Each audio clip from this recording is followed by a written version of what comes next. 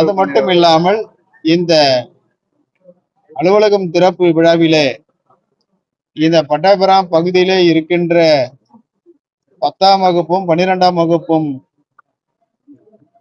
பள்ளிக்கூடத்தில் முதல் மாணவர்களாக வந்திருக்கின்ற மாணவிகள் மாணவர்களுக்கு மிதிவண்டியை கொடுத்து அவர்களுக்கு ஊக்கம் அளித்திருக்கின்றார்கள். அதோடு மாணவர்களுக்கு நோட்டு புத்தகம், பெரியவர்களுக்கு இன்று பல்வேறு நிலைகளில நலத்திட்ட உதவிகளை வழங்கி ஏற்கனவே 12ஆம் தேதி அவருடைய பிறந்த நாள் அன்றைக்கு செய்ய முடியாததை எல்லாம் இன்றைக்கு இந்த அலுவலக திறப்பு விழாவில் செய்திருப்பது உண்மையாக சால சிறந்தது. நாங்கள் மீண்டும் மீண்டும் அவரை வாழ்த்துகின்றோம். ஆதிதிராவிட பள்ளி பேரமாதிரி அரசு பள்ளியாக ஓய்வு பெற்ற தமிழக அரசு அறிக்கை ஆதி திராவிட நல பள்ளியை அது பொது பள்ளியாக மாற்ற வேண்டும் என்று ஒரு சிலர் சொல்லியிருந்தாலும், குறிப்பாக ஓய்வு பெற்ற நீதியரசர் மரியாதைக்குரிய சந்துரு அவர்கள் அரசு என்ன சொன்னதோ அதையே தான் அவர் அறிக்கையாக கொடுத்திருக்கிறார். அரசு சொல்ல வேண்டியதை ஒரு தனிநபர் கமிஷன் மூலமாக சொல்ல வைத்திருக்கிறார்கள். அதேதான் அவருடைய சொந்த முடிவிலும் அவர் ஆய்வு பண்ணி எல்லாம் கொடுக்கவில்லை.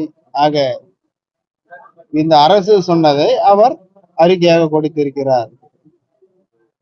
நீதியரசர் சந்துரு அவர்கள் பிறப்பதற்கு முன்பாக உருவாக்கப்பட்டது இந்த ஆதிராவிட நல பள்ளிகள். எந்த காரணத்திற்காக இந்த பள்ளிகள் உருவாக்கப்பட்டதோ அந்த காரணம் நிறைவேறி இருக்கின்றதா? இந்த ஆதிராவிட நல்ல பள்ளிகள் திமுக அரசு கொண்டு வரவில்லை, அல்லது இப்பொழுது இருக்கின்ற மாறி மாறி எந்த அரசு வந்தாலும் இந்த அரசுகள் எல்லாம் கொண்டு வரவில்லை. 100 வருடங்களுக்கு மேலாகி இருக்கின்றது. அதிலும்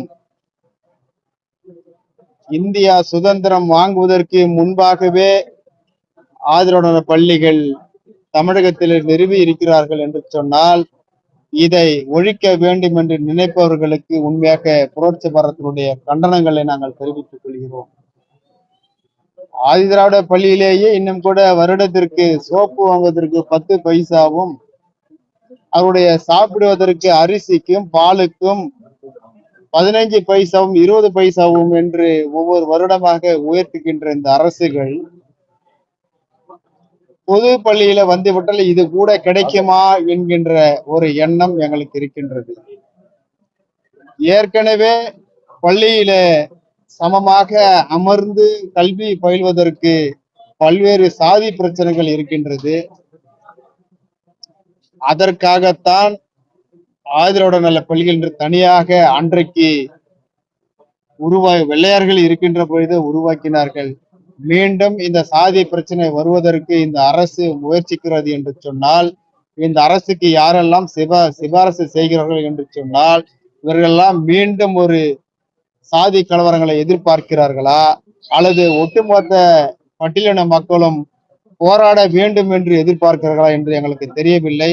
ஆக இந்த முயற்சி என்பது இந்த அரசு கைவிட வேண்டும். இது கைவிட்டால் தான் கண்டிப்பாக இது அமைதி பூங்காவாக இந்த தமிழ்நாடு இருக்கும். இல்லை என்று சொன்னால் முதலிலே குரல் கொடுப்பது மட்டுமல்ல, போராட்ட களத்திலே இறங்குவது புரட்சி பாதமாகத்தான் இருக்கும்.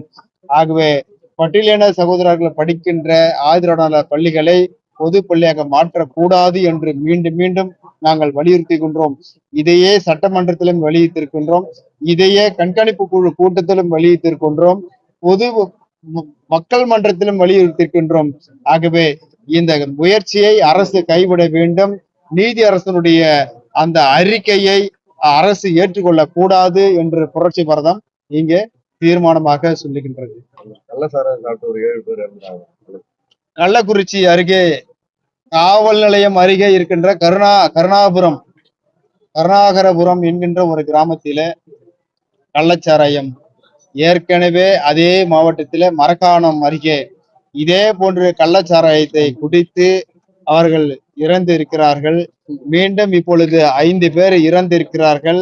5 பேருக்கு மேற்பட்டவர்கள் மருத்துவமனையில இருக்கிறார்கள். இதை தொடர்ந்து விழுப்புரம் மாவட்டத்தில கள்ளச்சாரம் ஆறாக ஓடுகிறது. இது யாருக்கெல்லாம் இதுல தொடர்பு இருக்கிறது, எந்த அதிகாரிக்கெல்லாம் தொடர்பு இருக்கிறது, அல்லது அரசியல்வாதிகளுக்கு தொடர்பு இருக்கிறதா என்று இந்த அரசுக்கு கெட்ட பெயர் வருகின்ற தொடர்ந்து அந்த விழுப்புரம் மாவட்டத்திலே ஏன் அரசு வேடிக்கை பார்த்து கொண்டிருக்கிறது?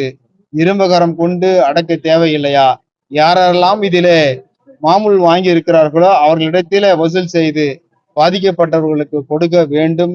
இது அரசியல்வாதியாக இருந்தாலும் அல்லது அரசு அதிகாரிகளாக இருந்தாலும் பாரபட்சம் இல்லாமல் இந்த அரசு தண்டிக்க வேண்டும். அவர்கள் உடனடியாக கைது செய்து நடவடிக்கை எடுக்க வேண்டும் என்று புரட்சி பாரதம் கேட்டுக்கொள்கிறது.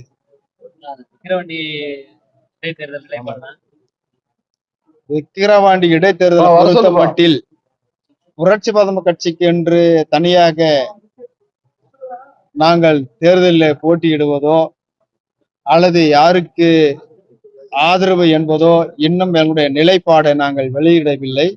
நாங்கள் இன்னும் 2 நாட்களுக்குள் எங்கள் இயக்கத்தினுடைய செயற்குழுவை கூட்டி அதற்கு பிறகு நாங்கள் எங்களுடைய முடிவை அறிவிப்போம்.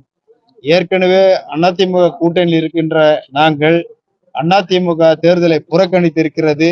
இந்த புறக்கணித்திருக்கின்றது மூலமாக என்னுடைய ஆலோசனை 2 நாட்களிலே வெளியிடப்படும் என்று தெரிவித்துக் கொள்கிறேன். தேர்தலில் போட்டியிட? அதிமுக தேர்தலை புறக்கணித்திருக்குது என்று சொன்னால் இந்த தேர்தல் நியாயமாக நடக்காது என்றுதான் அர்த்தம். ஏற்கனவே அதிமுக இருக்கின்ற பொழுது, புரட்சி தலைவி அம்மா அவர்கள் முதலமைச்சராக இருக்கின்ற போது நடந்த இடைத்தேர்தலிலே திமுக ஒரு முறை இந்த தேர்தலை புறக்கணித்திருக்கிறது. ஆக அவர்களுக்கு அன்றைக்கு அச்சம் என்று சொல்ல முடியுமா? ஆகவே தேர்தல் நியாயமாக நடைபெறாது என்றதை சுட்டிக்காட்டிதான் இந்த தேர்தல் புறக்கணிப்பு செய்திருக்கிறார்கள்.